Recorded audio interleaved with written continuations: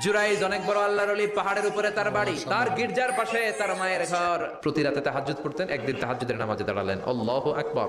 In the mean time উনার মা পাশের ঘর থেকে ডাক দিয়েছে, ইয়া জুরাইজ আশরিবনি মুয়, আমার একটু পানি খাওয়া। জুরাইজ মনে মনে ভাবে, হায় হায়, আমি তো নামাজে দাঁড়ানো, নামাজ পড়বো নাকি, মারে পানি খাওয়াবো। মনে মনে ভাবলো নামাজটা শেষ করে নেই, তারপরে মায়ের কাছে যাই। কিছুক্ষণ পরে আবার তার মা ডাকে, ইয়া জুরাইজ, ও জুরাইজ পানি খাওয়া। কিছুক্ষণ পরে আবার মা ডেকে ওঠে জুরাইজ। জুরাইজ মনে মনে ভাবে, এই তো নামাজ শেষ, এখনই যাবো, এখনই আমার জনম দুঃখনি মারে পানি খাওয়াবো। কিন্তু মায়ের সহ্য হয় নাই, মায়ের মনে কষ্ট চলে আসছে। মা তার অন্তরে ব্যথা পেয়ে বদদোয়া করে ফেলছে, ও আল্লাহ, বেশ্যা নারীর ফিতনায় না ফেলে জুরাইজকে মেরো না। কবুল করলো কে?